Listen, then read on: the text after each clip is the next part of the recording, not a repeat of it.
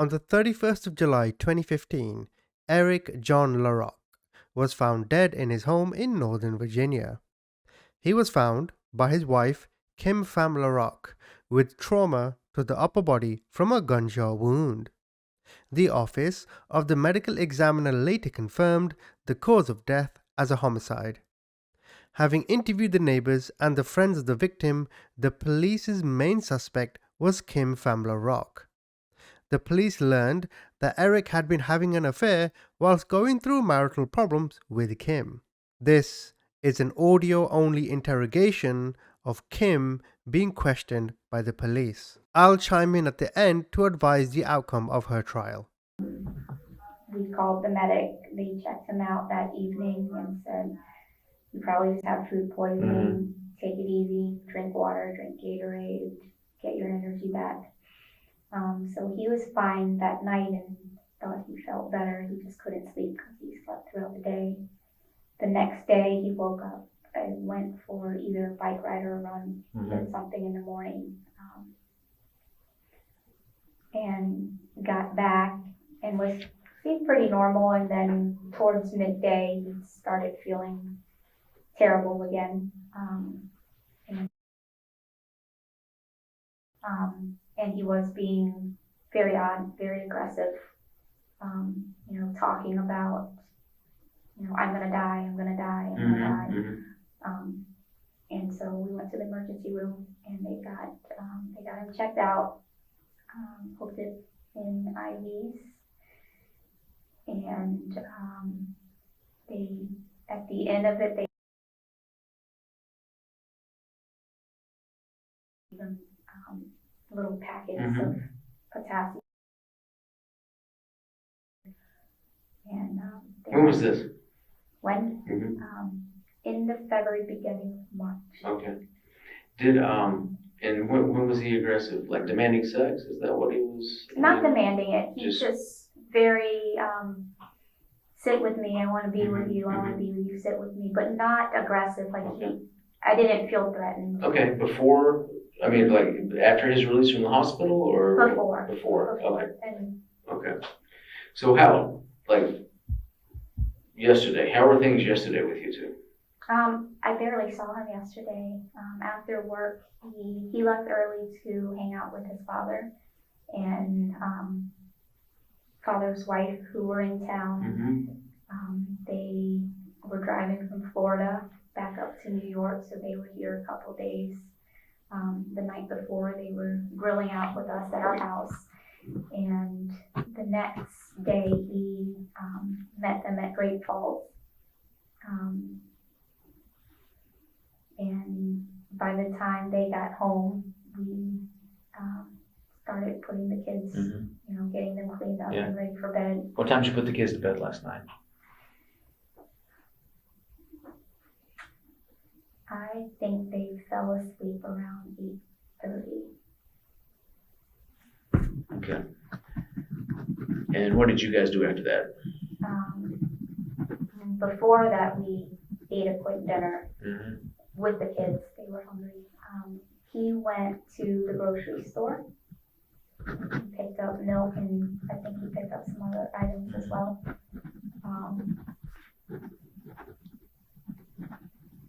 I showered and then read in the living room for a bit. And he was in the kitchen doing something. He showered, and then I didn't hear him for a while, so I went into bed and he was already sleeping.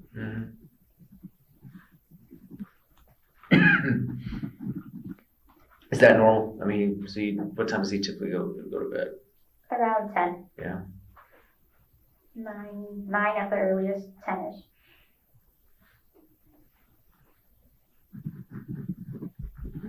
And that was the same last night? About what time was he in bed last night? About the same time. Okay. Yeah.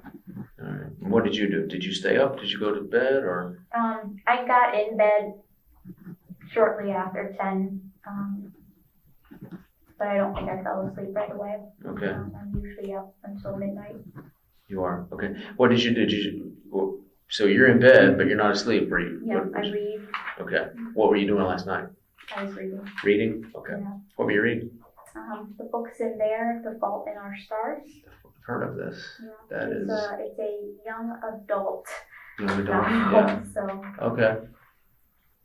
It's It's a movie, right? There's a movie out for it, I've not seen it, but. Okay. Um, So you're in bed, you read for about, what, a couple hours? I read until I fall asleep. Okay. Same thing last night? Yeah. Okay. Either that or I'm watching episodes of different things on Amazon Prime. Mhm. It's just time to relax. Sure. And not be with work or kids. Sure. How were the kids last night? So once you go to sleep, did they wake up any during the night or? At one point in the middle of the night, but he went back to sleep. Did you get up and check on him or you just let him? I let him cry Let him a cry? little bit. Okay. If it goes more than 5 minutes, I check on him, but he cried and I let him. All right. So that woke you, but do you have a monitor or anything? Is it? No, you can hear him. You It's Yeah, right. it's next right. door. Yeah, next door. Okay. So you heard him crying about what time? 11:30, 11. So pretty early on in the night. Were you asleep when he started crying or no? No, I was up. You were awake. Okay. They both sleep in the same room? No. No. Okay. So who sleeps in that? The one, like I saw your bedroom at the end of the hallway on the left. Who sleeps?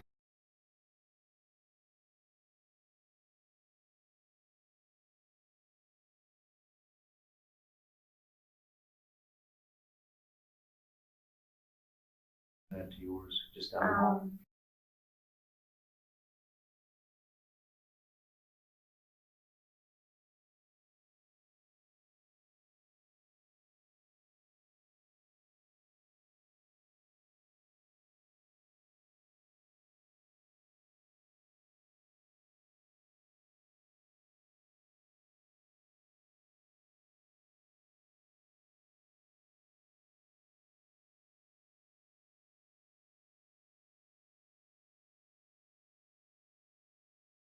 No. Okay.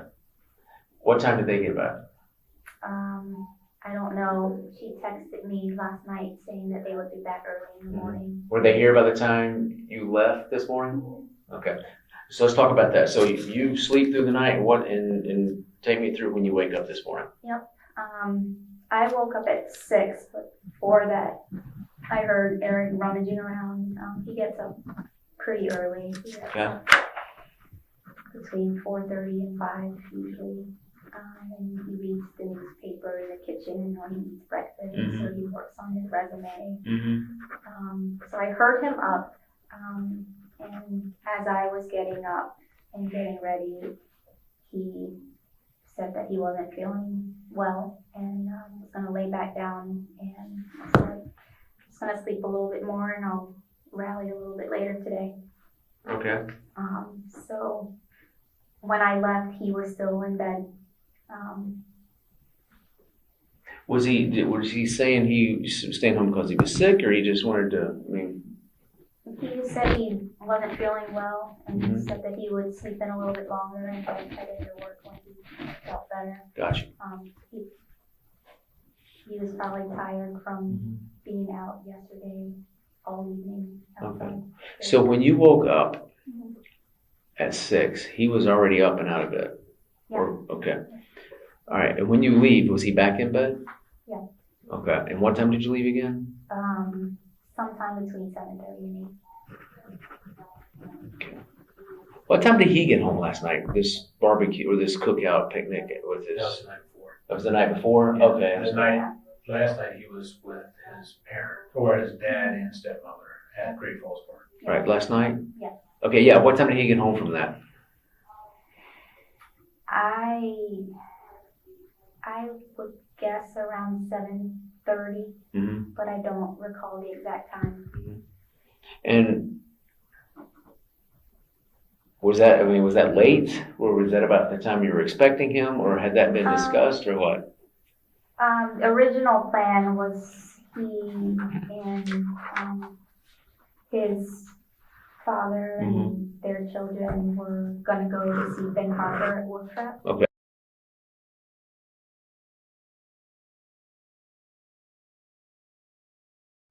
Do something with me. Okay. But when I got home, they were already at Great Falls, and his father was running late, so they decided to nix the Ben Harper idea. Okay. So I was not expecting them at any hour really. Okay. So I Gotcha. All right. So this morning, what time did you leave for work this morning, or leave the house? between 7:30 and 8. All right. And who was taking care of the kids? They were still sleeping when Okay. I left. All right. And who was? Is it, My sister and 8-year-old were down. they were home. They Okay. were. Do they typically watch them? Do they typically watch your My kids? sister Your does. sister does? Yep. Okay. All right. So,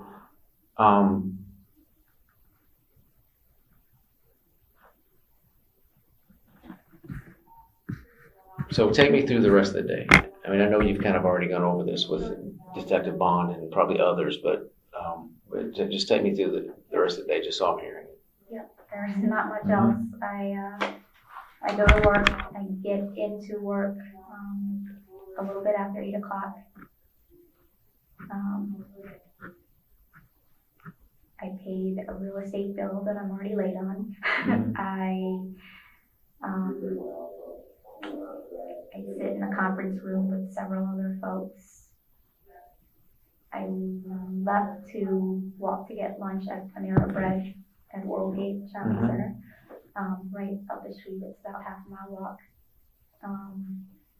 That was around 1 o'clock. Walked back, didn't eat there, just brought the lunch back. Was in that room basically most of the day, between that and meetings.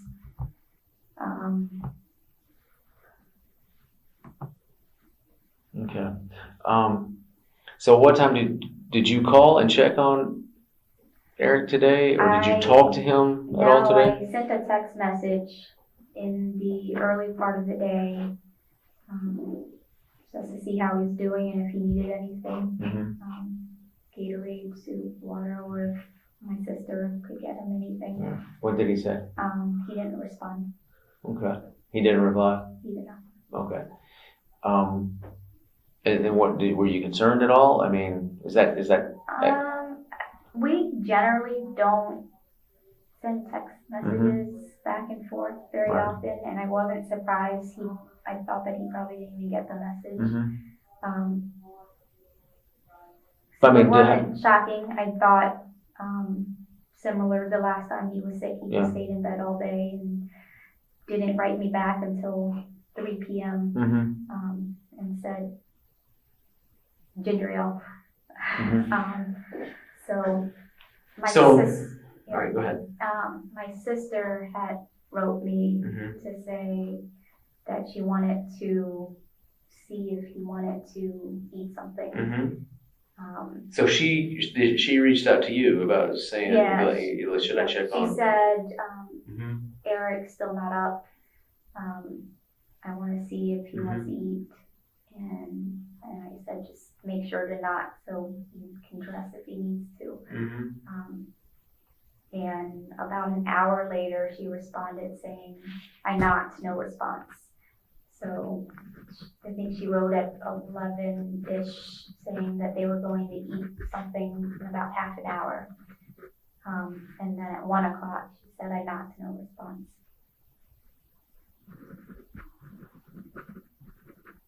Okay.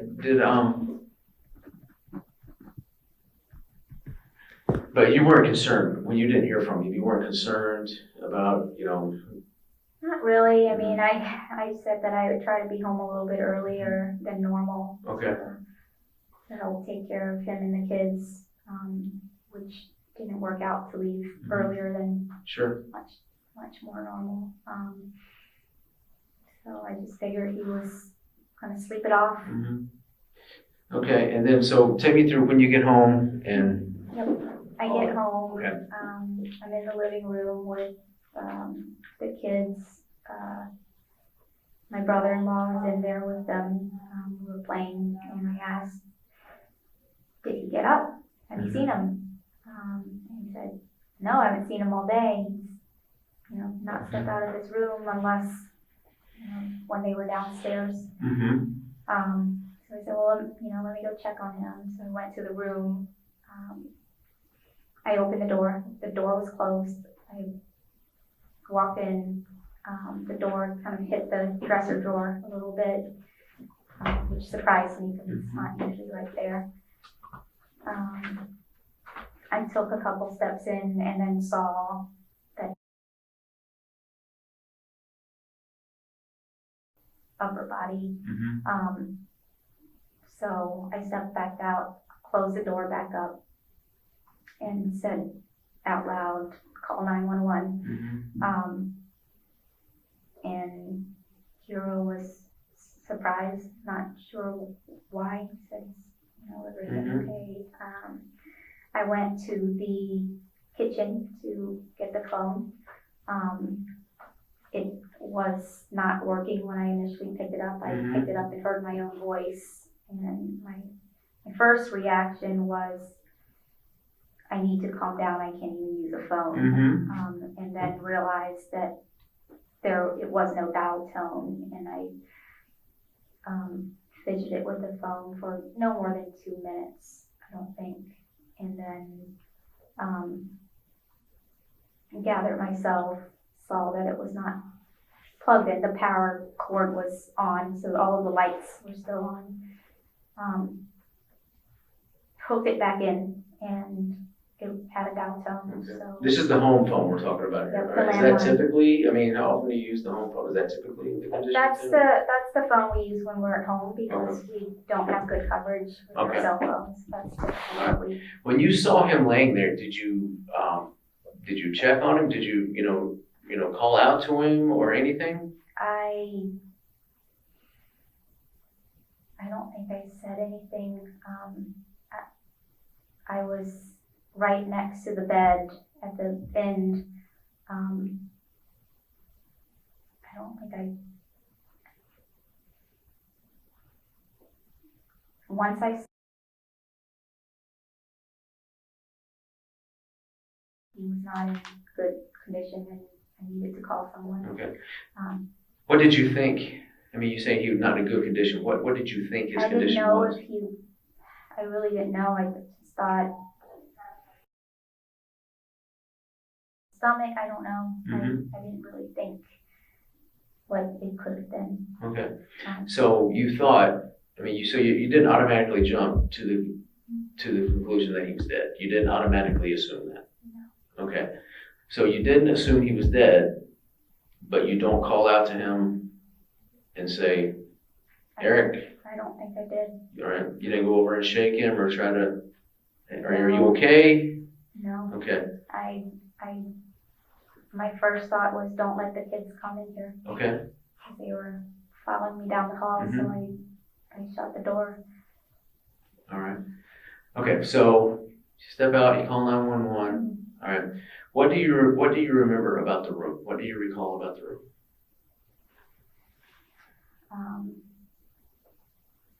His position of how he was laying on the bed, and the pillow kind of over it, over his head, which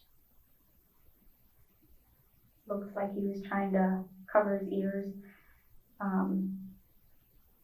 Clothes everywhere.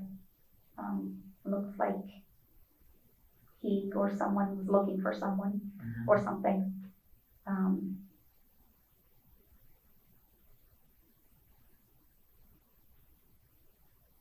I didn't see much else of the room. Okay. Other than it's a mess in here. Other than what? Other than it's a mess. Yeah. It obviously wasn't Okay. as neat as it usually is. So when you learned that he had been shot, what did you think?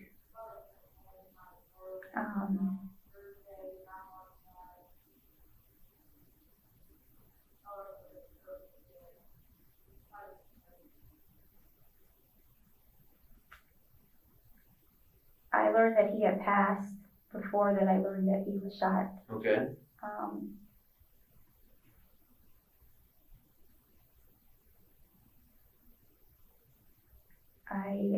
I thought that it was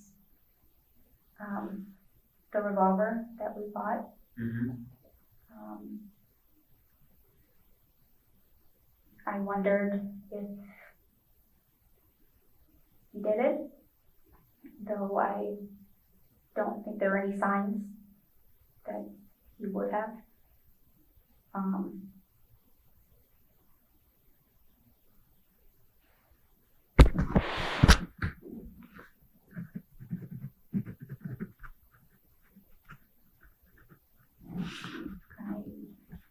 When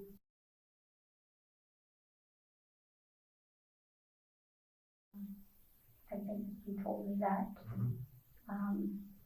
I didn't know if you meant he was beat or, you know, when the first words that came out to you, which made me think more of an impact with a physical object. But I guess my question is, why would he be in bed and have that type of injury? yeah, What were you wearing last night? When you went to bed? underwear and a t-shirt.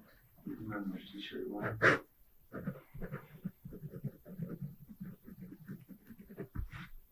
I think it was black, either black or gray. And did you take a shower this morning before you went to work? I took a shower last night. Okay. So the shirt you were wearing last night when you were in bed, where would that shirt be now? On the floor behind the door, from the door to the room. Oh, door. Is that typically where you would keep something like that? Yeah, because there's usually a hamper there. Okay. But the hamper was occupied by folded kids' clothes and I hadn't moved it yet.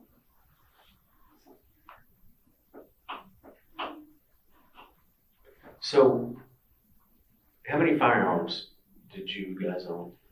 One. Just one. Okay. And who purchased that? I did When?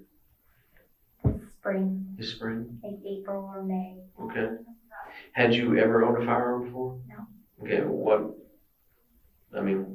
Yep. Had you been around firearms or shot them in the past? No. No? Okay. All right. What prompted you to purchase, I guess? Yeah, we wanted something for self-protection. Eric has wanted one for the past 3 years.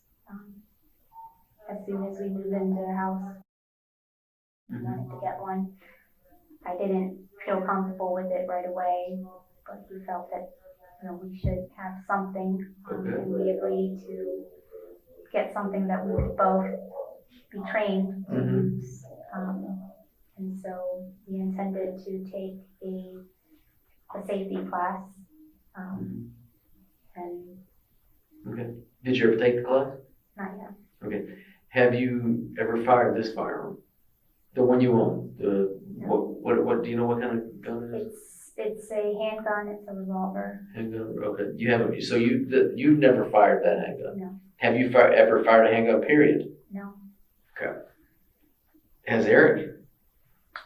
He said that he has as a younger boy, but not Okay. as an adult. Okay. Not that I know of. That As you know. Okay. he doesn't go regularly to a range or anything like that. So no. Okay.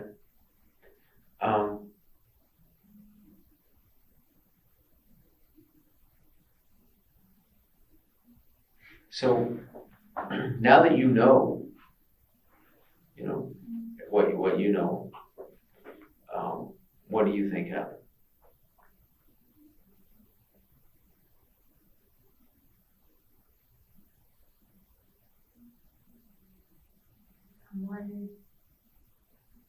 someone shot him. It looks like someone was in the room. Maybe looking for valuables, maybe cash, maybe jewelry. We don't keep a lot at home, so there's not much there.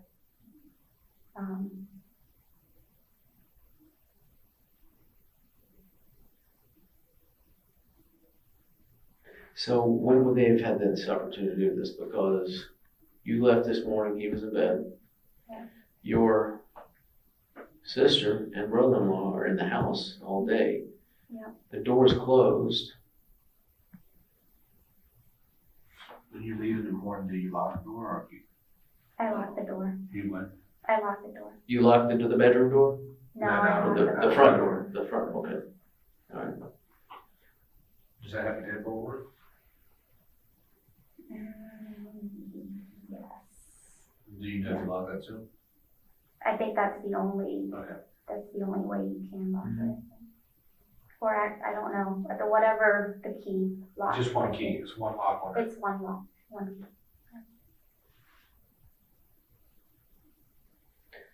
So you see, I mean,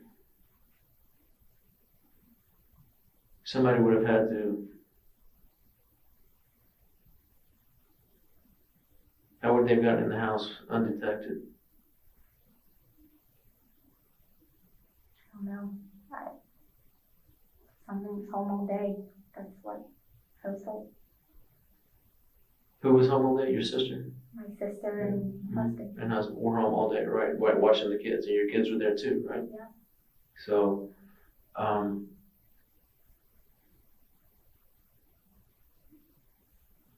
was he alive this morning when you left? I spoke to him.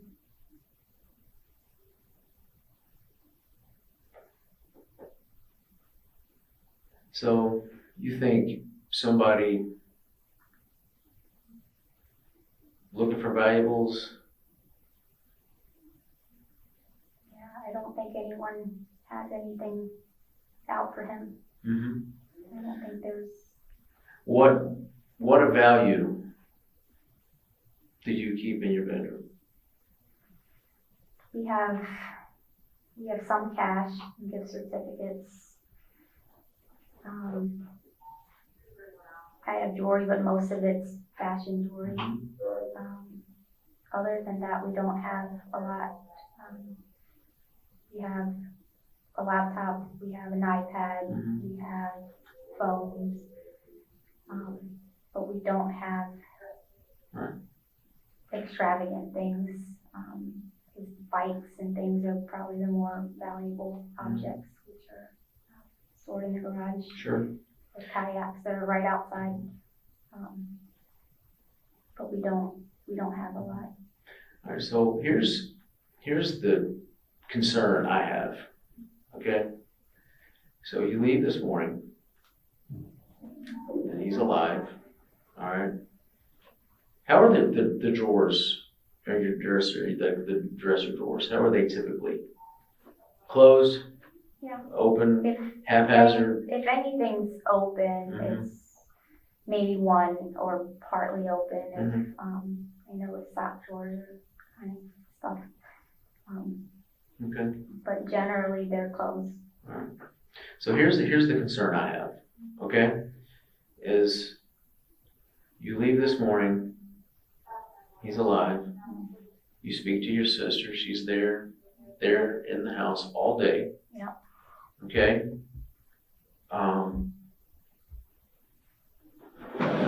If it was a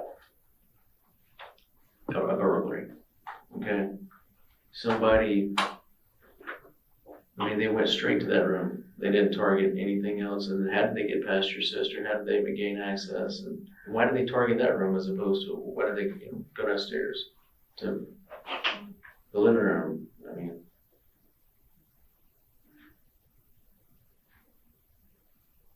I don't know, the living room was. where does your sister stay with the kids during the day when she watches them? in the living room or backyard. Rarely downstairs. And she's down there and he's down there some, but the kids like to be in that play area. Okay. Did you remember if you locked the doors? I locked the front door when I left.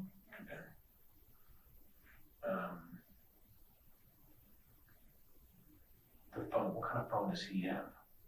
It's an LG smartphone, You know what color it is? black. And do you know where he typically keeps it, like when he goes to bed and stuff like that?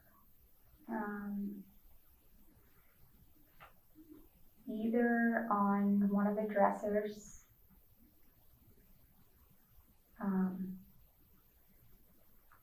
most of the time plugged in the kitchen. Even at nighttime?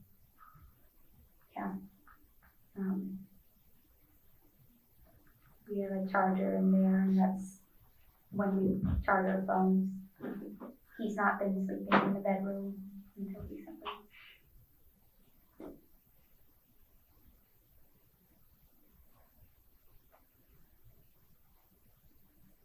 Where was he sleeping before that? In the guest bedroom, or on the sofa, or downstairs in the basement. There are nights that I slept on the sofa. And your sister has been living there how long? 3 years. All right, and they had to have noticed that at some point. She never asked you about that? She didn't ask. She has seen me sleeping on the sofa and has not asked. Is that more of a culture thing? I don't know. I'd probably, I'd say not telling your parents type of thing, just for the embarrassment part of it, or? I didn't want to tell my mother until there was something to tell her. Is she in the area? Yes. Okay. Yeah. She would worry for no good reason. Where'd you grow up at? Lynchburg. Why are all your family here in this area now? Work. Where does Eric's father live? Florida, I think you said? Upstate New York. Upstate New York. And what about his mom? Is she close? Upstate New York. Upstate New York. Okay. Have you called them to let them know anything? No, I asked if I could call her, and the officer that transported me here said that probably one of you guys would call them. Okay. We will get back to you. Actually, what's Eric's phone number? 994-6385. 994 6385 is the 703 number. I believe that is. 6385. I can check. And then do you know what his mom or dad's number is? I do in my phone, but I don't have that by memory. Is your phone that you have in here with your bag? Yeah, it's in the bag. I can look up the number. You if don't you need like. that. That's right. Where's the bag in here? It's right there. Is the text messages in there from what you sent to Eric this morning? Yes. And also to your sister? Yes. Can we look at that, just to verify that?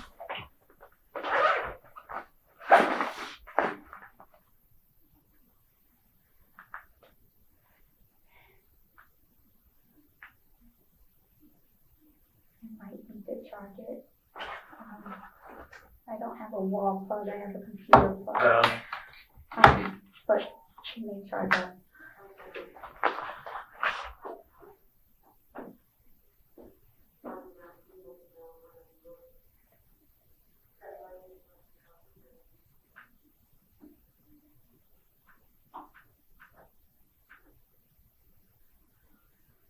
And I think I asked you before, but he doesn't have any enemies or anything? No. Doesn't owe anybody like money or anything like that? No, I don't think so. If anything, someone might owe him money. But no. So there's 2%.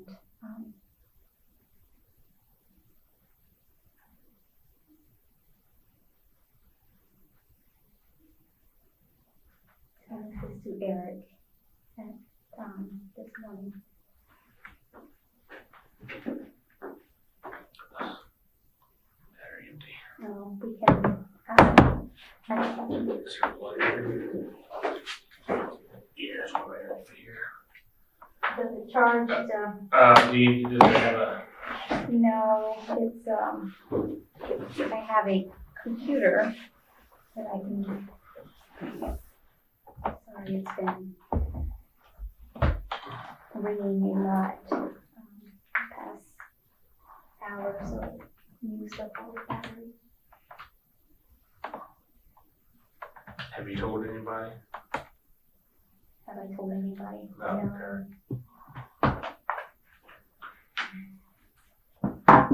Who's your best friend? Who do you confide in? I don't have a best friend, but there are a few people that I confide in. Is that somebody from work or is it just somebody from? Both. Both.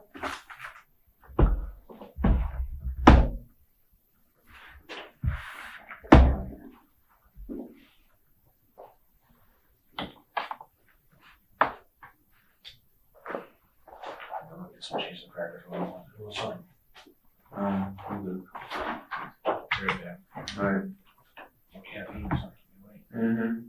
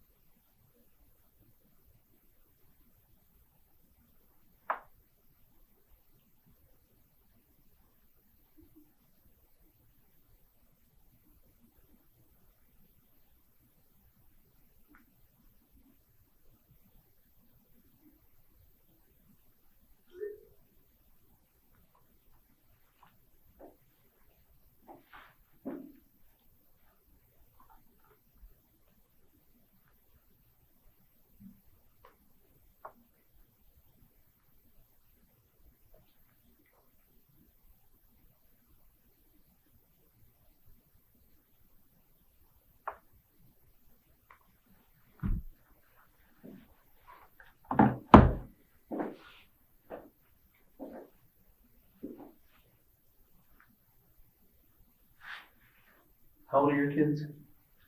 1.5 and 3. 1.5.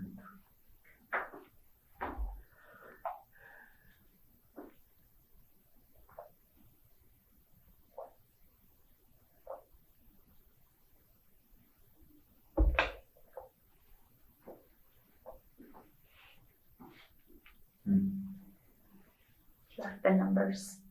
Sure. Um,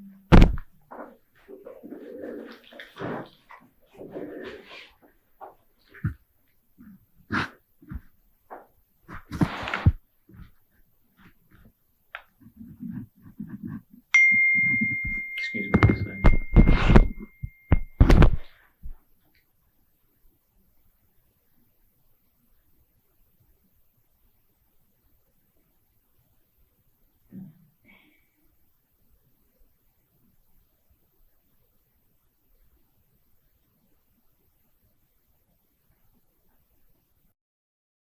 One, two. Who is this? Mary Lou, his mother.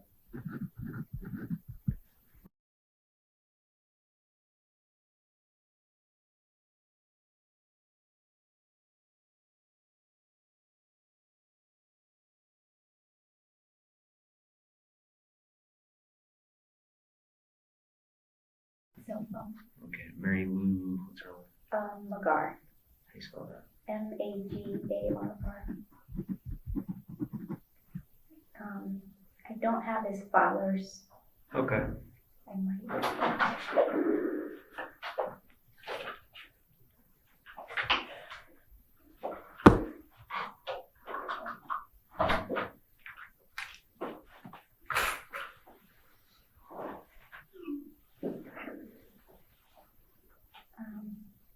I only have his mother's. I don't have his father's.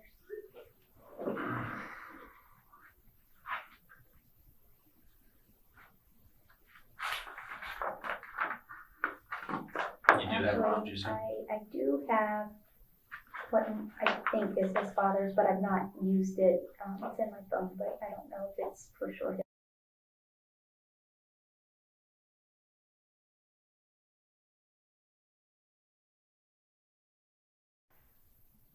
Same last name? He, Oh, that's right, you say he's changed his name or something. I don't know if he officially did, but Okay. he would know. Okay, and what about his mom? His mom is Mary Lou Magar, and How you spell her? say that again. How you spell her last name? Magarr. And number?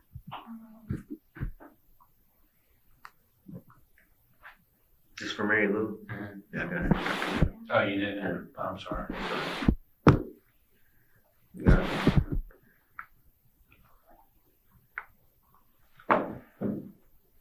You have Mary Lou. Just tell them both. Yeah. That's changed. Okay. Did you get to see the text and all that? I didn't see the text, no. So my sister texted back and forth starting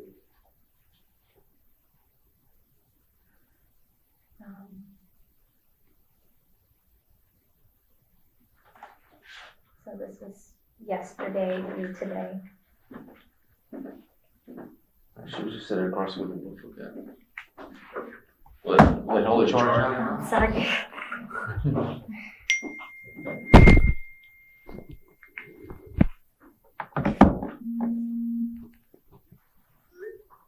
So this was yesterday because they were out and Eric wanted to take the kids to Great Falls with his father.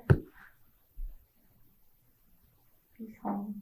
And then This is you and Eric? this is me and my sister. You and your sister, okay. So this is today, well afternoon, So okay. yeah.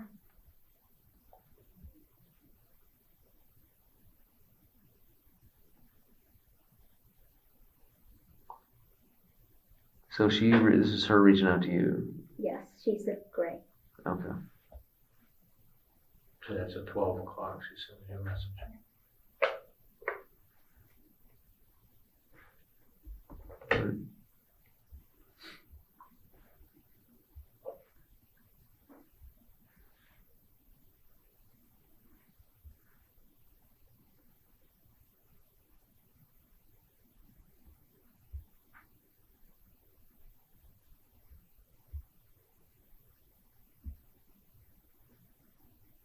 That's your last message right here, 128? Yeah. Poor guy. Okay.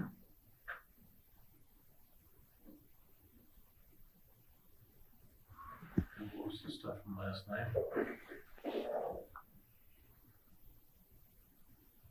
Yeah. So this was kind of the day before. This is seeing when them. they're up in, where did they go to, gamble at? Say that again? Did your sister went to gamble or something, you said? Well, I mean, that's what I heard by another officer. I don't know. You didn't know where they were No, at? Okay. no. Do they do that? They have, but Okay. I don't know where they were. When they were with the kids the day before, they were doing paperwork somewhere in either Maryland or DC. But last night, I don't know where they were. Okay, so did they leave yesterday after you got off work or something to go somewhere? They were gone, before I came home. So who watched the kids? Eric was with them at Great Falls, Okay, he had both of the kids. Yeah. and so he was looking for my sister yesterday.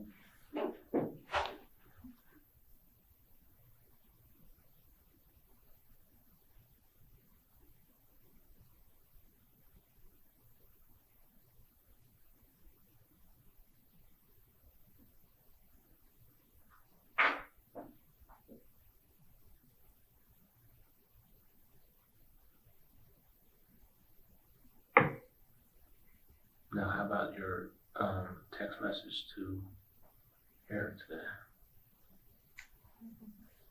Go back.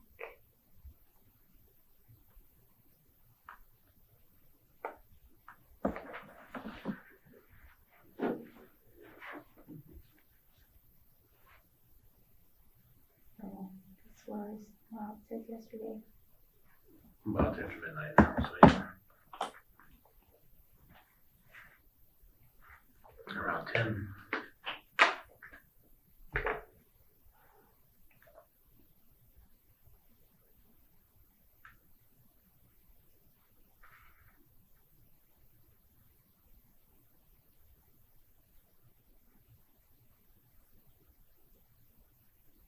Yes, sir.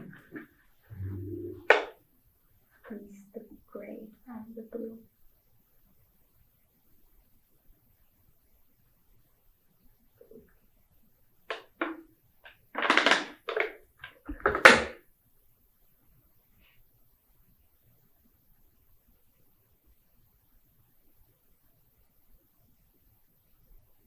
I do that.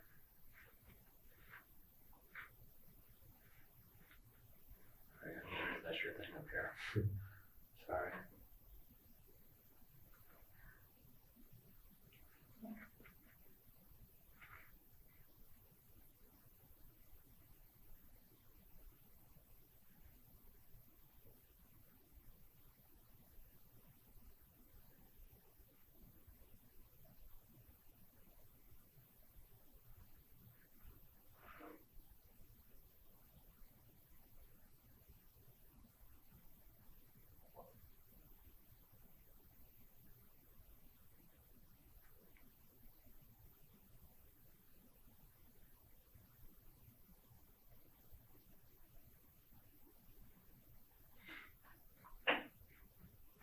You satisfied?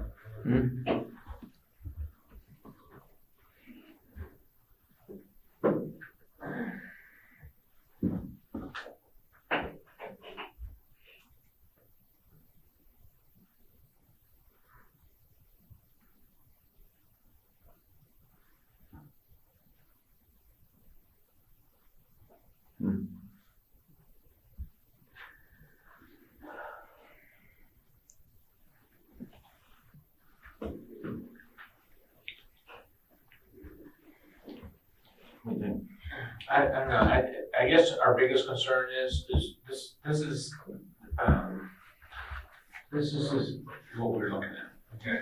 You have, you have 4 adults that live in a house and then 2 children. the house is pretty much occupied 24 hours a day, Yeah. when you think about it. And one of those adults is dead in the house. There's no gun next to his body. So we originally were thinking, well, maybe he shot himself. There's a lot of things that are going on in his life as far as personal stuff. The problem is there's no gun there. So you can't shoot yourself and the gun disappear. So somebody either moves the gun or somebody else shoots it.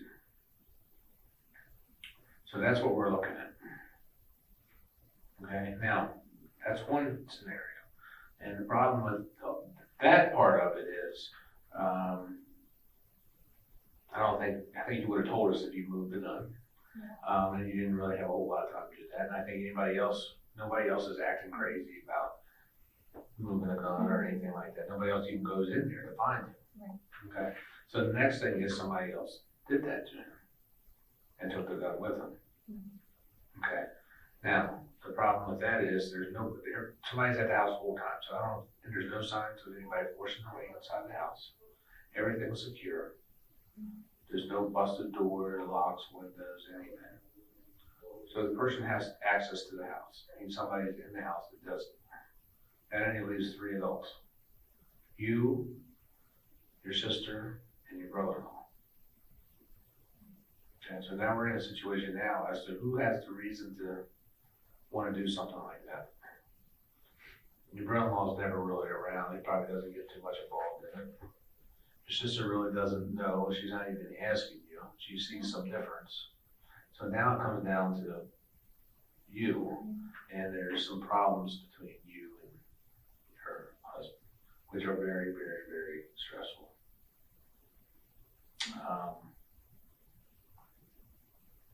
So that's where we're at. Okay. Everything has a reason why it happens, whether it's good at the time or not, or bad at the time. There's always a reason why it happens. But we got to hear that from you.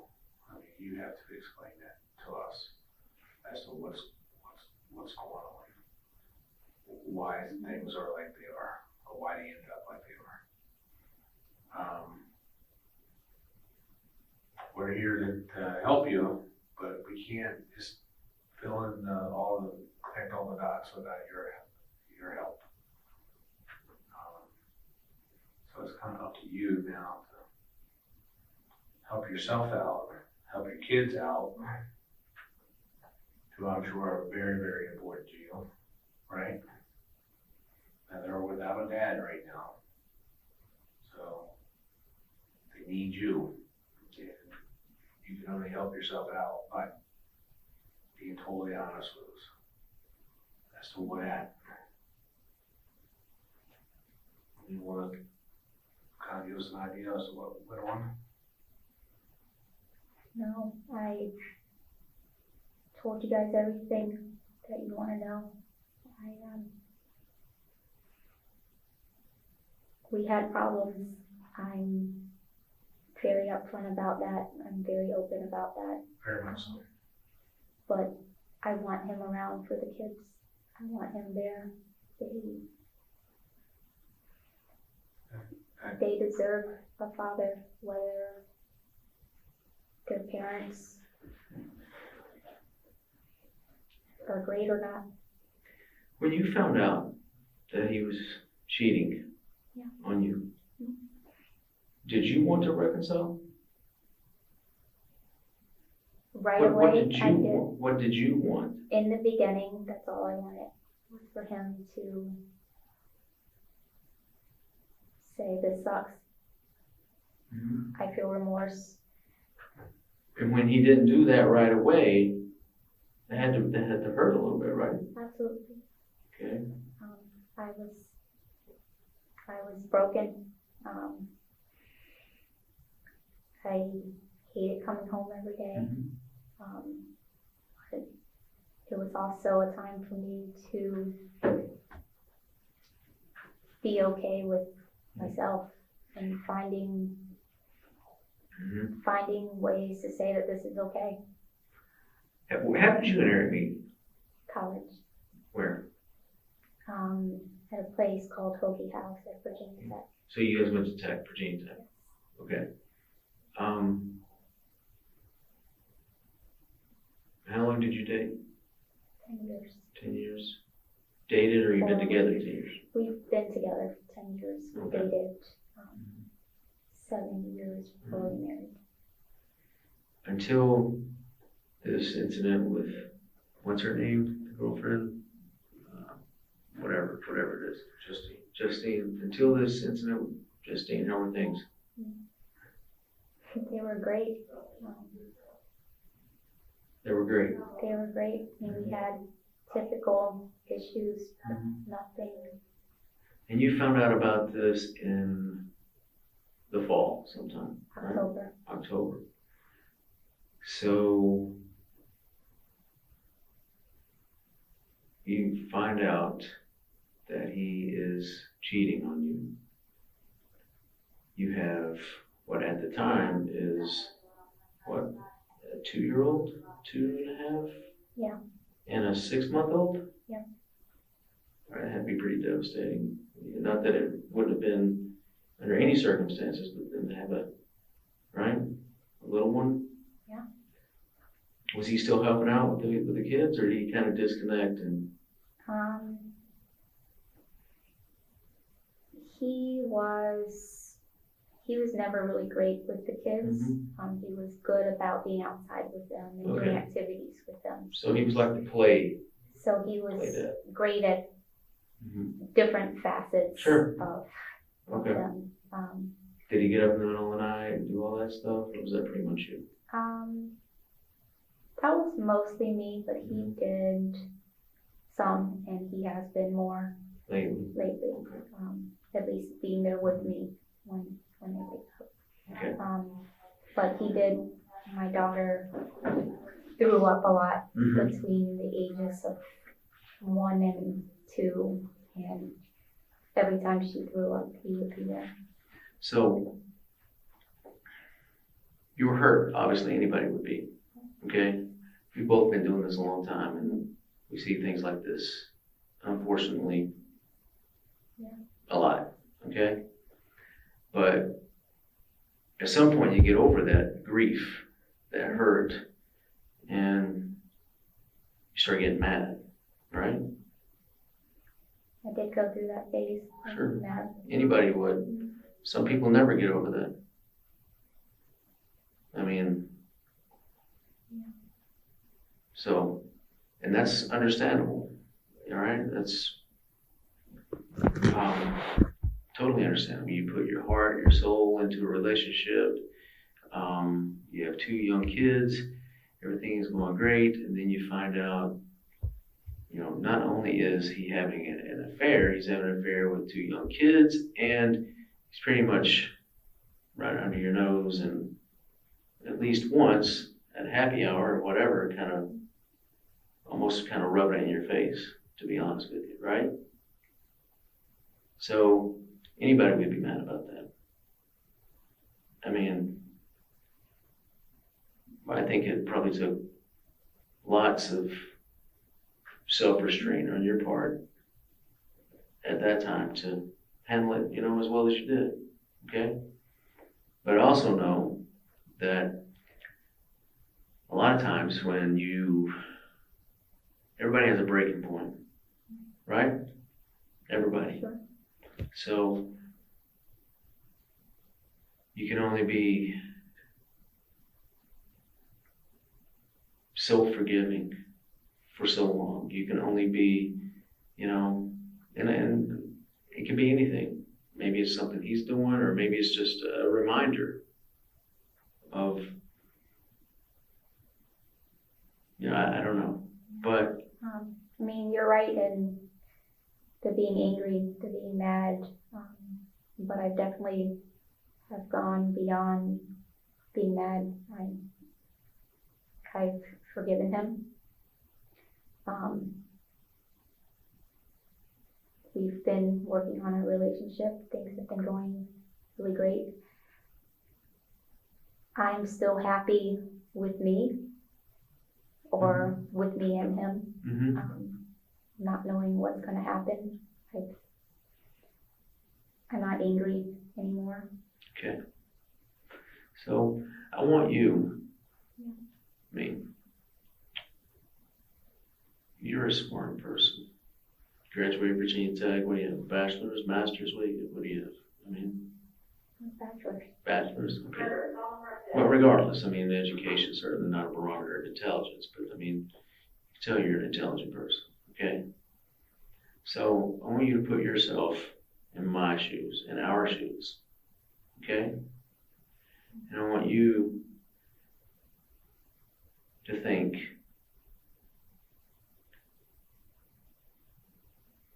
when you leave this morning, Eric is in bed alive. Your sister and your brother-in-law are home all day. They see no one enter the house. They see no one goes in that bedroom until you get home this afternoon. Okay? So, I gotta be honest with you. I think Eric was dead this morning when you left. Okay? And I think you just don't know how to tell us that. Okay? Any number of things could have happened last night. And I don't judge. I've been in relationships, some good, some bad. I've investigated cases, and I've talked to a lot of people in my career. Okay? So, I see and hear things all the time. We both do. Like I said, there's only one person. There's only one person that could have done this. All right? So, now is the time for you to talk about why this happened. Now is the time for you to talk about, I mean, I can envision a lot of things. Maybe you thought this relationship was over and you started suspecting that it wasn't. Maybe you found out that he's lying to you again. I don't know. I'm speculating. You know? The fact is,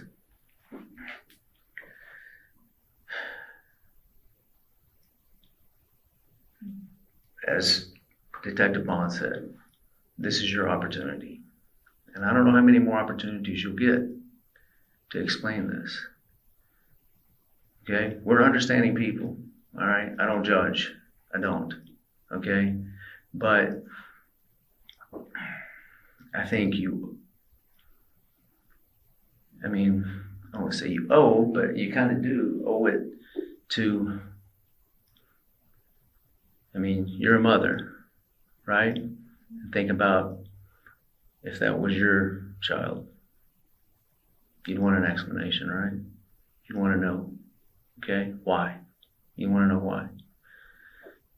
Doesn't bring it back, doesn't make it, not happen, or that it didn't happen. Maybe you can understand it a little better. And more than anything, I think you owe it to yourself to talk about it and to talk about, what happened last night. What we do know is that your sister and your brother-in-law weren't there last night, okay? And I don't know.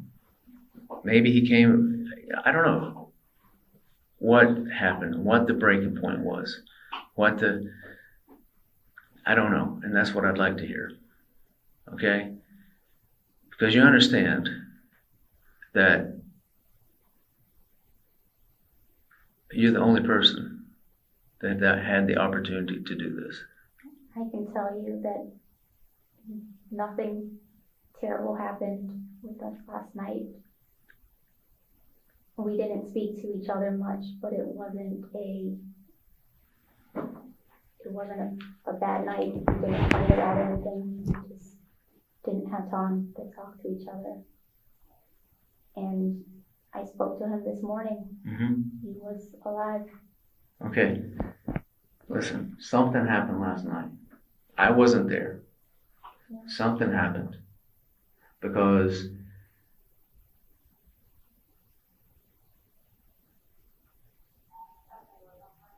I mean,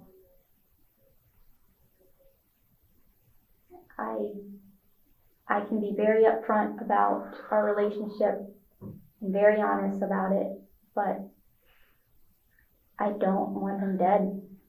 And I've never Well, been I'm angry I'm about sure, I'm sure, I'm sure certain people, I'm not saying you literally thought, wish he was dead, but I'm sure that goes through your mind, I wish this guy was dead, he's ruined my life in some respects.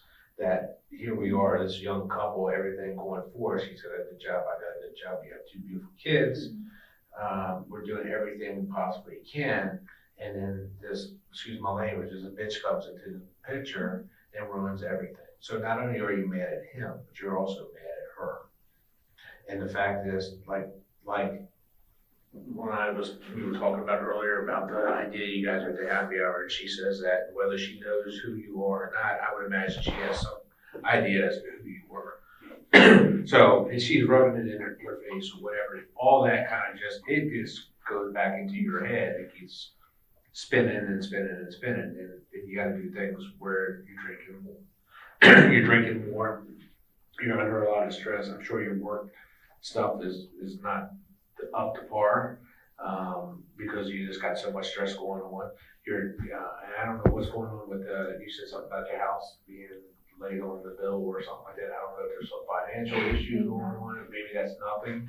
I doubt there'd be nothing, but I'm just saying, there's still, it's still something it doesn't sound like that's normal for you. You know what I mean? It sounds like you're usually pretty much winning the game. So there is some things going on in your life. I mean, I've seen too many people on that same side of the desk that me and you are sitting at that have go through the same thing. So it's a matter of, can we get over this or can we not get over this? And I've seen plenty of times where the guy isn't receptive. These are not remorseful at all. He says he is, but all he is sitting in this house. He's not doing anything. There's no physical attraction between you two, as far as there's so much stress there's so much tension there. I've heard people say it over and over again. I mean, I love him because I do, but he's like putting a sword through my heart. I mean, he's just ruined everything. I mean, he just made, and I look stupid. Yeah, that's what you're thinking. Not that you are. I'm saying you're thinking that, and you've done everything you possibly can for this guy. I mean, you tell him back in March or April, you go. And this is the same guy that 6 months earlier he's messing around with some girl. So I know you have feelings for him, and I know that you don't want to live your life without the kid's dad not being around. But I also know that there's no physical relationship between you two. You guys talked about going away from each other. Here it is. You said you guys were talking about that in February and March. Well, here it is, almost August now. Well, actually, it's August now, and still nothing has happened. You know what I mean? So. Yeah, everybody's talking a big game that it's going to work out, but it's still a very stressful situation. It's not all lovey-dovey. I mean, he hasn't even slept with you until this week, and then even then, it's not been physical. So there is still some problems going on here. Now, it sounds like there was something like Rich was saying, something else triggered some type of thing, whether it was something small or something, whether it's just, I just can't take it anymore. Something was going on. And, Eric has nobody else that's after him. People just don't go up to a house, shoot a guy's laying in his bed. It doesn't happen. It's in the movies, but not in real life. It doesn't happen. That's the best thing about working these types of cases. the victims are always familiar with, suspects are always familiar with the victims. They're connected. It's no boogeyman. Just things happen for a reason. And sometimes people don't like to come off that as to what the reason was, and they don't want to talk about it, and they're embarrassed, don't want to get in trouble and all that other stuff. I can tell you from the 14 years that I have been working these types of cases, it's beneficial to talk about it. Because like he says, you are not going to get very many opportunities. Sooner or later, the bridge is going to collapse. And then when we put everything forensically together, along with other stuff, you're not a professional killer. Right. You know what I mean? You can't expect to know what we know and how we do our job and how things work. There are certain things that we look for in all kinds of death cases and gunshots. There's a lot of technology stuff. I wouldn't question you anything about accounting because I wouldn't even think about doing that. Just like you should probably question some of the stuff that we know about these types of cases. There's some things that you'll never know just because we just have been doing this for so long, And just like I would never even come close to knowing anything you know about accounting. I wouldn't dare try to out fool you. You know what I mean? It's just what you're good at. and we're, to be honest, and I'm not trying to toot my own horn, but we've been doing this a long time. And not that we were great at it, but you just see things all the time. And there's certain things that we see, and we haven't told you everything that we know, because like I said, we were in there and we kind of looked around, and there's some things that just don't make a whole lot of sense. And without showing our hand, because we typically don't do that, we let you fill the holes in and cross the T's and dot the I's and all that stuff. And the reason being is because we know then at that point when you start to do that, we know that you're legit and you're telling us the truth and you're being told I'm totally honest. And then you are showing what you were missing from your husband, that remorse thing. Remember that? Yeah. Yeah, because just like him, somebody's going to want that same thing from you. They're going to want to know what's her remorse. Yeah. Does she feel sorry for what happened? Was it a mistake? Was it an accident? Whatever. There's always a reason why things happen. But the bottom line is we know what happened. We just don't know why it happened. It's not a question as to, this is like I said, it's not a boogie. It's not a question of who did it. It's a matter of why did it happen. You know what I'm saying? So that's where we are in this thing. And this is your opportunity to do that, to kind of explain that. If there was something else that we were, some other avenue to go on, believe me, I would not be sitting here talking to you right now. We would be right on that. If you told me that, there's some guy's been after him, whatever, he's been fighting with my brother-in-law, any of that kind of stuff. We've talked to them. That's not the case here. This whole thing surrounds the fact that your relationship with your husband is on a rocky road, and something, we don't know what, but something was the breaking point. Whether it was last night, early this morning, sometime or another, between the time you were there this morning and the time that you came home. Well, actually, nothing happened between the time you left and the time you came home. So, and then nothing happened after you got home. So it happened before you left today. So that's where we are. I know you didn't come into the house in the middle of the day today, right? No. My guess is, if I was to guess without knowing everything right at this point, my guess is while your sister and brother-in-law were out of town last night, something happened, whether it was last night or this morning, that's like what Rich was saying, when they weren't here. And you got into a heated argument or something. And then basically, that's probably why they didn't hear the gunshot, things of that nature. Because don't tell me they couldn't hear the gunshot when they're right below you. Right. You know what I mean? So there's a lot, that's just common sense stuff. It's not, you don't have to be a scientists to figure that out. It's common sense stuff.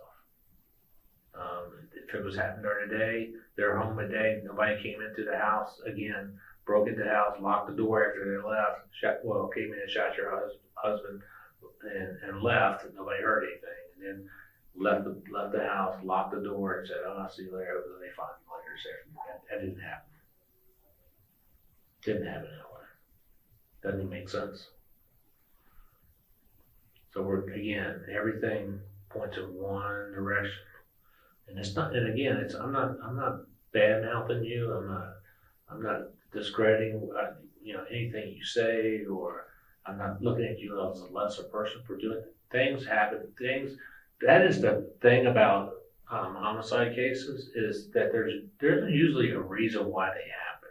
I mean, it's very seldom do we have people that come off the street and just get killed. I mean, victims, suspects and victims know each other, and there's a history there somehow or another, whether it's financial, drugs, domestic. There's always a reason why they happen, and it's usually a legitimate reason why they happen. It's just a matter of, are we going to get the honest truth in this? Right. And that's where we are right now. And the honest truth typically helps that person out, because, like I said, we will eventually figure that out. It might not be an hour from now, it might not be 2 hours from now. If you want to roll the dice and think that it's, I'm going to get away with this, I can tell you that's probably not going to happen. Because and right now we're pretty darn close to figuring this thing out. And like I said, when we get there and we look at certain things, there's certain things scientifically that we look at. Kim, I honestly, I don't think you wanted Eric dead. I don't. I don't think that, I certainly don't believe you want that now. I know that right now, if you could go back and take back and change whatever happened last night, you do that. I know this. But I don't believe you want him dead. I believe something happened. Something happened. You have been in such a bad place for the past however many months, almost a year. And that's not you. Whatever happened last night isn't you. Okay? But we have a breaking point. And I think even at the moment that when you pulled the trigger, I don't think even then that you wanted him dead. I think you had just reached, you reached your breaking point. And maybe you didn't even know, maybe you didn't even mean to hit him. Maybe you just wanted to scare him. Maybe you just wanted to show you, hey, I'm a person, I have emotion, you can't do this to me. But something happened last night. Something happened last night. And this is your chance to talk about that, to make yourself, look, I never,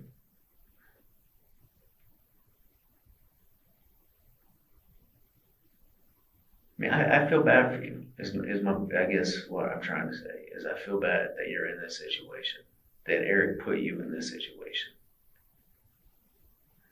that Eric's choices with the, with the affair and, neglecting you. You don't deserve to be here.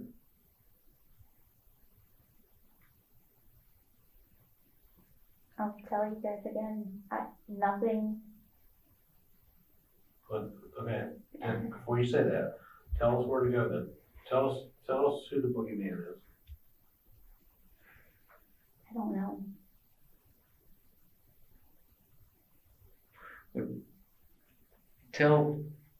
Just tell us this. How does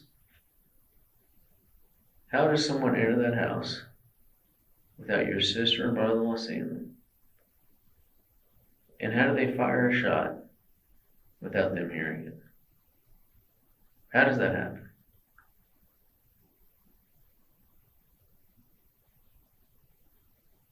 I don't know.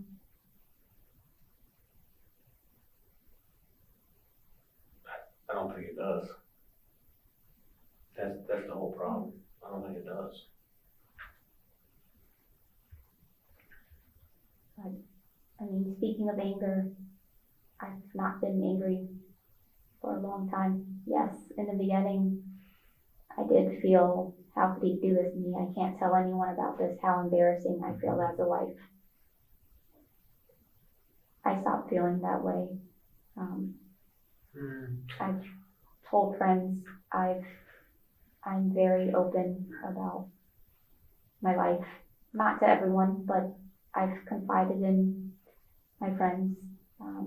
I think, and not to cut you off, but I think you say that and you want to mean that. I think and the bottom line is though, down deep inside, you still have that, there is still some hatred, or you guys would be right back together again. You would accept him with open arms and say, let's live our life. I forgot everything. People can't do that. I mean, it is almost, you can be as stern on the outside as you want to, but down deep inside, it hurts. All right, it sucks. It really does, because it keeps festering up, it keeps coming back, keeps coming back, keeps coming back, and it messes with your mind, and you're not thinking straight. I've seen it too many times. I've heard the stories too many times. It just doesn't go away.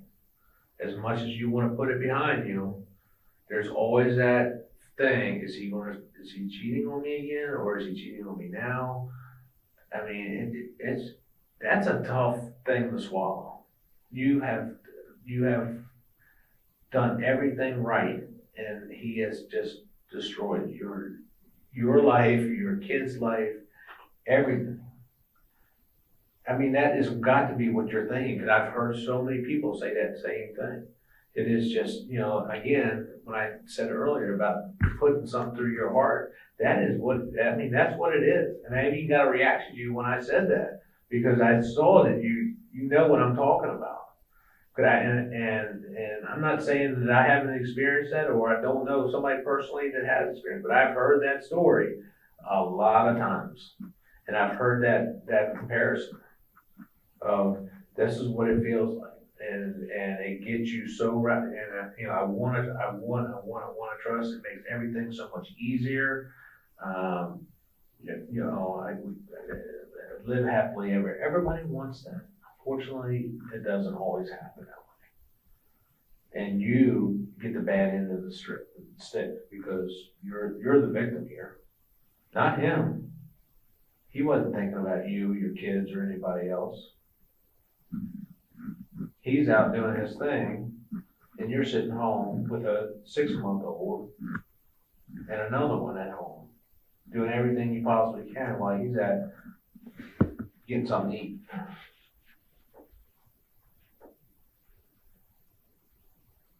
It's not something you can just tell me, or you tell your best friend, oh, I'm over it now. Yeah, okay, you're not over it. You don't get over it. You deal with it, you don't get over it. Right? You can't say you're over it. I can't say I'm over it, but I also truly believe that I forgave him, but at the same time. Let me ask you something. You're not even showing any emotion towards his death. Not one tear has fallen out of your eyes regarding him. Not one. And we've been talking since the last 3 or 4 hours now that I've had some conversation with you. Not one. I can't believe you're that tough. Now, different people, I've seen a lot of people for a lot of years react different ways, but at some point in time, they hit that wall. Not once have I seen you, you're not even concerned about other things. About his death, or what that's going to bring, or how I'm going to tell my kids, or none of that has come up. Or calling his mom and dad. That's not even, And those are typically the types of things that I'm used to seeing. Not the cool, calm person I'm seeing across that desk right now. Or at least trying to be calm and cool. Almost too much. You know what I'm saying? So I mean, there's a lot. That's what I mean about us doing a lot of different things. There's a lot of things that people don't pick up on, things that we pick up on, and it's just from talking to people all the time and dealing with these types of cases. You just don't know how to react. You don't know how to stage something. Nobody's coming into your house acting like they're moving stuff out of your house and moving out of your drawers. You know what I'm saying? They're not, that doesn't even make sense. On TV, it looks like that. Oh, we're gonna stage this and look like somebody broke in and was looking for jewelry or goods and things like that. They didn't even break into the door. How did they even get into the house? Now they're gonna rummage through every dresser drawer, a sock drawer, an underwear drawer, a pants drawer. I mean, it's just every drawer. There's nothing in there. There's nothing in there to take. You have to your own admittance. There's nothing but cosmetic jewelry you pretty much have. What are they looking for? And you're gonna kill a guy that's sleeping? There's not a disturbance in there. There's no signs of any type of struggle. This guy is asleep, laying in bed asleep. So somebody walks in, breaks in the house, walks in down the upstairs, down the hall, in the bedroom, closes the door, rummages all through the stuff, shoots your husband in the head, and leaves. I mean, this doesn't make sense. And nobody sees or hears anything. And he does it for no reason, because the guy's asleep. I mean, I don't even know why do you even shoot the person? Doesn't even make sense. You shoot a person because, for a reason. Again, another reason, like we were trying to say earlier. There's a reason. There is no reason. Eric's asleep in bed when he shot her. Or looking away from his person who shoots him.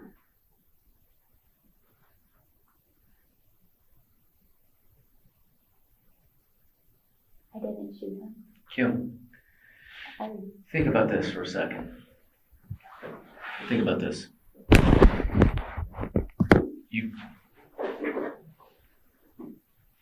As this goes forward, I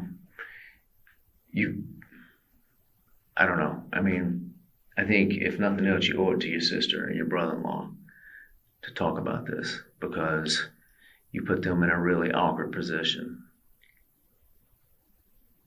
of being there. And I know if nothing else, you don't want that. Or even forcing them to say something that they really didn't Right. say. I mean, at one point in time, you're gonna go home tonight. I mean, you go home and see your kids, right? That's gonna happen. I'll tell you that right now. But you need to really seriously think about what you're saying here. You know what I mean? It's your future and it's your kids' future. And the only way it's going to get better is your honesty. Believe me, if people think about this is one hard, cold-blooded killer, which we all know is not the case, but if you don't explain that, it looks like that to the people that are viewing it. You know what I mean? There is plenty of reason why you would be so mad that this thing happens. Plenty. And probably things we don't even know about, right, that you haven't shared with us yet. Right. And we're here to listen to them, Mm-hmm. but you being stubborn and scared or whatever you are right now from preventing you from doing that, I'm not really sure exactly what it is not going to help your cause.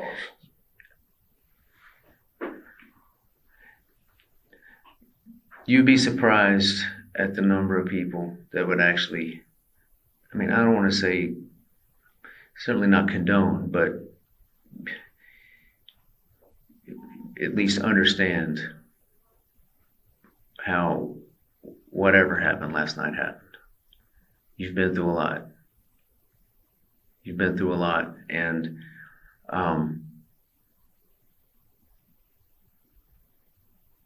I mean, Actually, that is what our numbers are in the last few years has been kind of lower, but I mean, within the last 4 or 5 years, I mean, we probably, in Fairfax County, we probably get 20 murders a year. Probably 15 of them are domestic related. They're between husband and wife, boyfriend and girlfriend.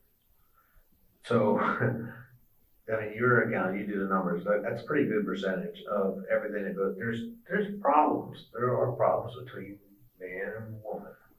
And sometimes they get heated and things happen that normally wouldn't happen just because of all the emotions that are going on. They are understood, just like he said. People understand it because there's so many people that have had similar types of situations.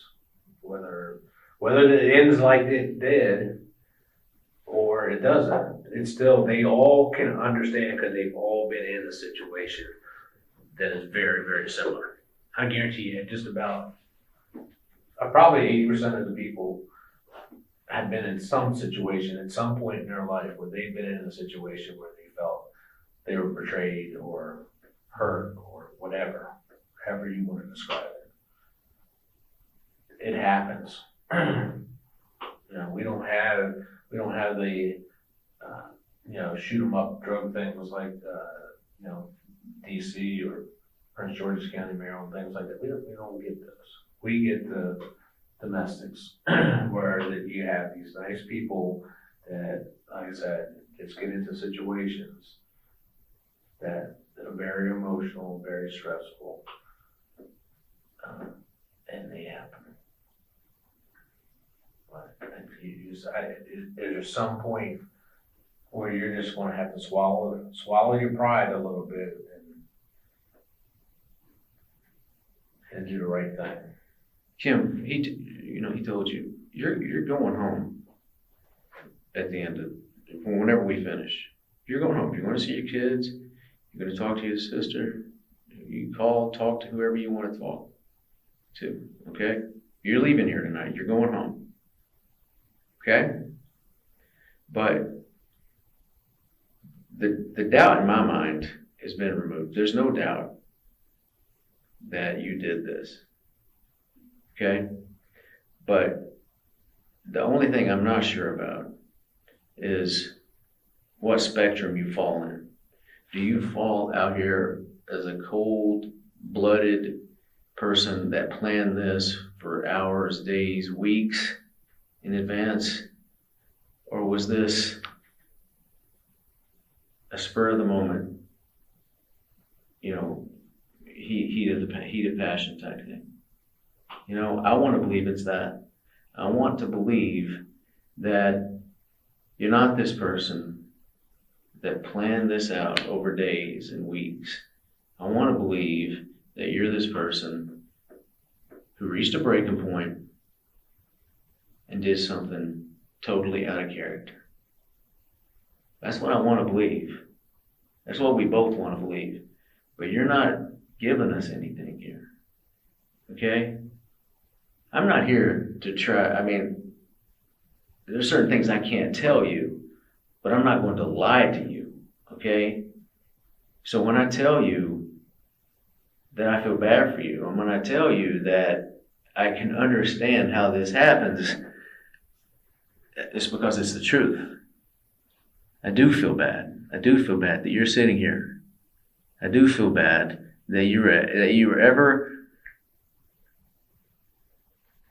put in a position to even reach this point. Okay? But the fact is, and this is your chance. There's only, you have bosses, right? You have, supervisors that you have to answer to, okay? Well, I have the same thing, okay? I have bosses and supervisors that I have to answer to. And, you know,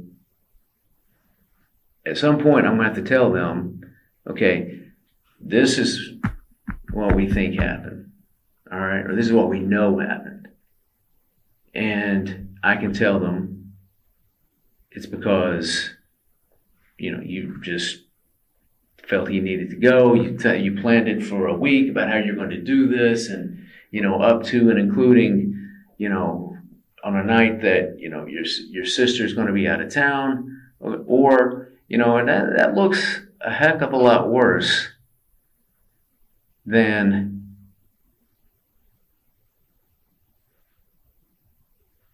I don't know. I mean, I just lost it. I couldn't take it anymore. I went to the room. I grabbed the gun, and I didn't mean to shoot him. I just pointed in his direction, and the next thing I know, I mean, I don't know. I don't want to put words in your mouth because, I mean, and honestly, I don't. I mean, I want the truth, okay? But I mean, I can envision a lot of things about how this happened. I can envision a lot of things, okay? But I need to hear it from you. And like I said, you kind of owe that to yourself. I think right now, you're just sitting here thinking, I can't talk about this. I can't talk about this. I can never talk about this. When honestly, I think you're going to be surprised that when you do start talking and when you do start telling us, like, this is why. I mean, I think you're going to be surprised about how good you feel about that. It's kind of like just another stressor. You know what I mean? You had this stress for months and months and months, and now you're going to deal with another stress that's on your mind. Another thing that's going to be bothering you. You know, when are the police going to come knock on my door again? What are they going to do with my kids? What are they going to do with my family? You know, do you really want to go through all that every night, every day, thinking about that stuff? When are they coming? Whereas you explain everything, we go before a prosecutor or whatever and say, this is what happened. This is the history of this poor girl that she went through for a solid year. She went through this BS stuff where her husband messed around with her. She gave him every opportunity, every best thing in her, you know, all the attention, loved him to death, known him for 10 years, and he does this shit. That sounds a lot better than just sitting there waiting for the police to come, not saying anything, not giving your side of the story when there is a good side to your story, but there is an explanation. You're not out here robbing somebody and shooting them. It's not like that. You have a reason. And you have a legitimate reason. It might. I'm not saying you're supposed to hurt somebody like that. I'm not saying that. It's still something that's wrong. But there's an explanation why it happened. I think you would be surprised about how sympathetic people are. Right. Yeah, very much so. Very much so. And how understanding, if I'm being honest. I'm telling you, people have lived your life. They have gone through this. They have seen this, or if they haven't, they know somebody that has. And I'm telling you something else. There's plenty of people. Whatever the breaking point was, there's been plenty of people that have thought about doing exactly what you did last night and just never went through with it. This is and like I said, I think you're going to be surprised when you start talking, when you start telling me, I put the kids to bed, we talked, whatever the scenario was. And if nothing else, you only have to tell it once. You know what I mean? And the other thing you don't have to do is answer all the questions from your sister and your brother-in-law when you go home, and your mom, and all these people. And look, maybe they're not gonna tell you. But if your sister is being honest with herself, she knows what happened too. All right? She knows. Okay? I mean, your mom, anybody, is that really something you want to deal with? If nothing else, I can run interference with your family, with your friends, and say, look, I see the direction this is going. I'm telling you guys the truth. I did not shoot Eric. I'd like to leave. You're more than welcome to leave. Now I managed to obtain the official court files, and after a 9-day trial, Kim was found not guilty on the 30th of June 2017. Why don't you guys comment? Tell me what you think.